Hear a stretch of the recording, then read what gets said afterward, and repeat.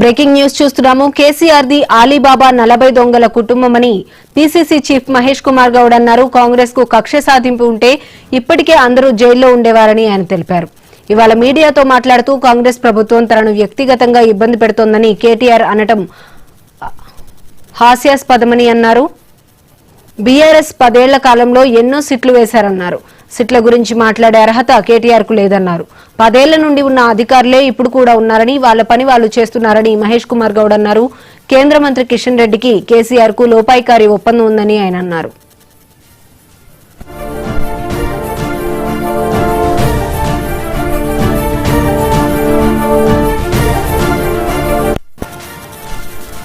KCR the Ali Baba 40 దొంగల కుటుంబమని PCC chief Mahesh Kumar Goud అన్నారు.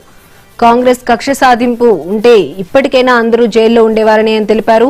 ఇక ఇదే అంశానికి సంబంధించి మరింత సమాచారం మా స్పెషల్ కరెస్పాండెంట్ శ్రీనివాస్ అందిస్తారు. శ్రీనివాస్, చెప్పండి. కేసీఆర్ ఫ్యామిలీపై పీసీసీ అధ్యక్షుడు మహేష్ కుమార్ గౌడ్ ఘాటుగా వ్యాఖ్యలు చేశారు. అయితే కేసీఆర్ ఫ్యామిలీ ఆలీబాబా 40 దొంగల కుటుంబం ఫ్యామిలీ.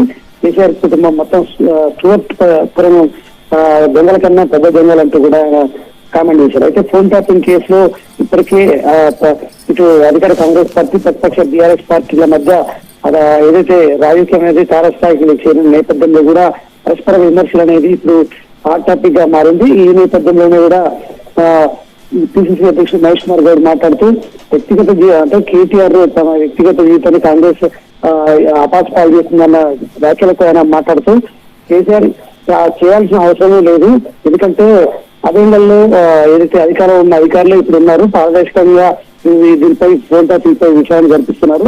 సో పారదర్శకంగా జరుగుతుంది. ఖచ్చితంగా కక్ష సాధింపు చర్యలు ఉంటే కాంగ్రెస్ కు 2 ఏళ్లలో ఇప్పటికీ అందరూ జైల్లో ఉండేవారంటూ కూడా ఆయన చిత్రపరుస్తుంది.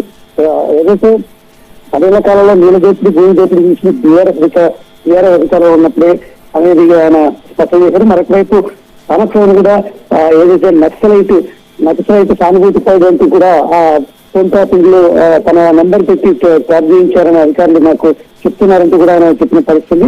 సో ఈ నేపథ్యంలో కూడా బీఆర్ఎస్ ఆహ్వానంలో 96.3% కేసులు చట్టశాల మీద పెట్టారని కూడా ఆయన చెప్పారు. మరోవైపు బీజేపీపై కూడా ఆయన ఉత్పడ్డారు.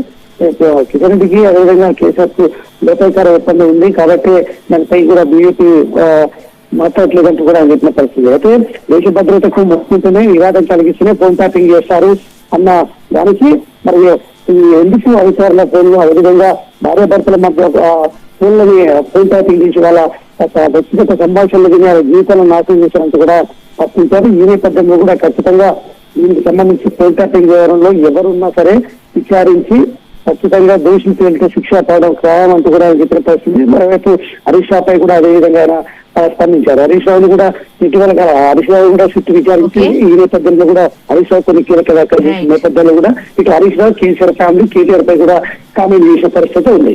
Okay, right, thank you Srinivas.